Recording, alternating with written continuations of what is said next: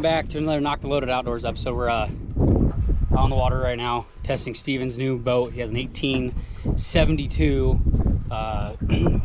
We think it's a custom wheel, it doesn't have a name on it, but it has a 200 sport jet, inboard sport jet.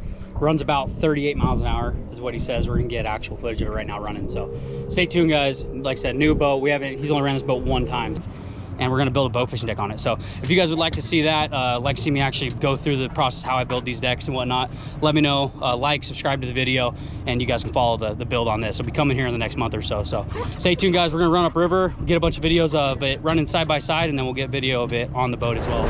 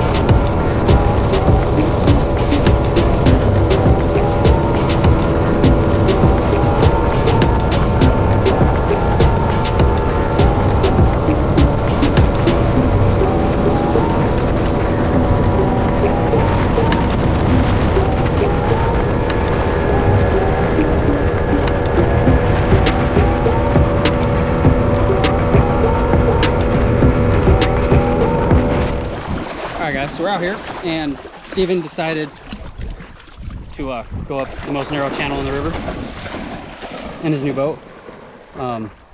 Doesn't look like much, but there's this moss in here. I don't know if you guys can see it or not, but it doesn't like jet pumps at all. It doesn't like jet foots at all. So I clogged it up. He got about halfway. It's about a 300-yard run, and it's clogged.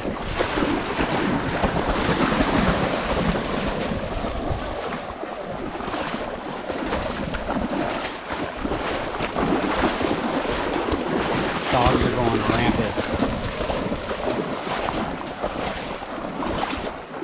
How far did you guys make it? 100 yards or so, that's not bad. Here's the bad thing about owning an inboard. Yeah. It's clogged. And you can't get it unclogged. Good thing Daddy's here to save the day. Yeah.